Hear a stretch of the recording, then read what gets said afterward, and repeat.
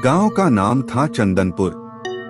बाहर से देखने पर यह एक बिल्कुल साधारण सा गांव लगता था। कच्चे रास्ते, मिट्टी के घर, सुबह सुबह मंदिर की घंटी और शाम को बैलों की आवाज। लेकिन इस गांव की एक खास बात थी जिसके बारे में हर कोई जानता था, फिर भी कोई खुलकर बात नहीं करता था। गांव के बाहर श्मशान के पास एक बहुत पुराना पीपल का पेड़ खड़ा था। कहा जाता था कि उस पेड़ की परछाई में जो भी रात को गया वह वापस पहले जैसा नहीं लौटा। एक वापसी। करीब 15 साल बाद अद्वैत वापस चंदनपुर लौटा था। शहर में पढ़ाई, नौकरी और जिंदगी की भागदौड़ में उसने गांव को लगभग भुला ही दिया था। माँ बाप के देहांत के बाद अब पैतृक घर बेचने के लिए वह लौटा था। बस से उतरते ही उसे अजीब सी घुटन महसूस हुई। हवा तो वही है, फिर ऐसा क्यों लग रहा है जैसे कोई देख रहा हो? अद्वैत ने खुद से कहा। गांव वालों ने उसे पहचाना, पर उनकी नजरें अजीब थीं, जैसे कुछ कहना चाहते हों पर डर रहे हों। दो बचपन की याद। रात को अपने पुराने घर में लेटा अद्वैत बचपन को याद कर रहा था। तभी उसके दिमाग में एक नाम उभरा, राधा। वह उसकी बचपन की दोस्त थी, गांव में सबसे ज्यादा हंसने वाली लड़की।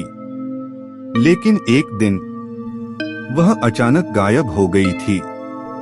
गांव वालों ने कहा था पीपल के पेड़ के पास गई थी, फिर कभी नहीं लौटी। अद्वैत को तब विश्वास नहीं हुआ था। उसे लगा था कि यह सब अंधविश्वास है। 3 पहली रात। रात के करीब 2 बजे अचानक अद्वैत की नींद खुल गई। छम छम छम, जैसे किसी के पायल की आवाज। उसने खिड़की से झांका। बाहर कोई नहीं था, लेकिन तभी उसे महसूस हुआ पीपल के पेड़ की दिशा से ठंडी हवा आ रही थी, जबकि बाकी जगह सब शांत था। अचानक उसे लगा जैसे किसी ने उसका नाम फुसफुसाकर पुकारा, अद्वैत। उसकी रीढ़ में सिहरन दौड़ गई। 4 चेतावनी।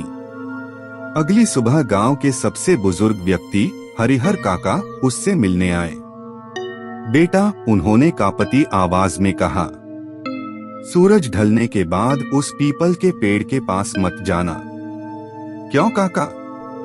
आज भी लोग इन बातों पर विश्वास करते हैं? अद्वैत हंस पड़ा। हरिहर काका की आंखों में डर था, क्योंकि वो आज भी वही है।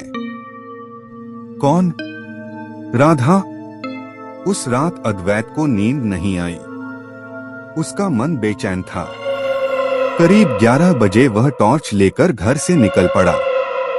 अगर कुछ है भी तो मैं देखना चाहता हूँ, उसने खुद से कहा। पीपल का पेड़ पास आते ही माहौल बदल गया। हवा भारी थी, टॉर्च की रोशनी बार बार झपक रही थी। तभी उसने देखा पेड़ के नीचे एक परछाई खड़ी थी। लंबे खुले बाल, सफेद साड़ी और खून से सने पाँव। राधा। अद्वैत की आवाज कांप गई। परछाई ने धीरे धीरे सिर उठाया। चेहरा वही था, लेकिन आंखें पूरी तरह काली। तू मुझे छोड़कर चला गया था, अद्वैत। उसकी आवाज कई आवाजों का मिश्रण लग रही थी। मैं मरी नहीं थी, मुझे मार दिया गया था। राधा ने बताया कि उस रात गांव के कुछ लोगों ने उसे तांत्रिक बलि के लिए पकड़ लिया था। उन्हें विश्वास था कि पीपल के पेड़ पर बलि देने से गांव समृद्ध होगा।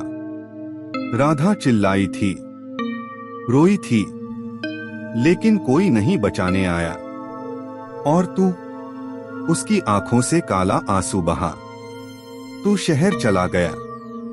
मैंने इस गांव को श्राप दिया है, राधा बोली।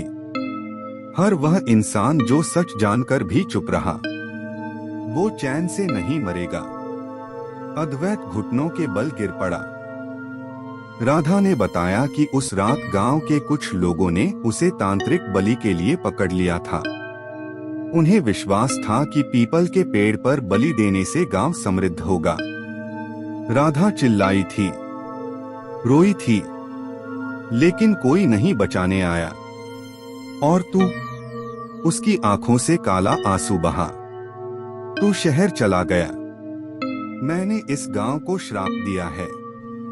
राधा बोली, हर वह इंसान जो सच जानकर भी चुप रहा, वो चैन से नहीं मरेगा।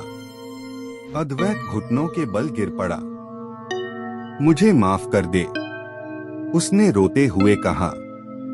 राधा पास आई, इतनी पास कि उसकी ठंडी सांस अद्वैत की गर्दन से टकराई। माफी बहुत देर से मांगी जाती है अद्वैत। अगली सुबह गांव वालों ने देखा, अद्वैत का शव पीपल के पेड़ के नीचे पड़ा था।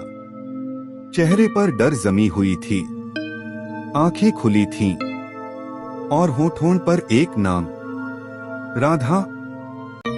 आज भी चंदनपुर में कहा जाता है, अगर अमावस की रात कोई पीपल के पेड़ के पास जाए तो एक लड़की सफेद साड़ी में पूछती है, सच का साथ दोगे या मेरी तरह चुप रहोगे?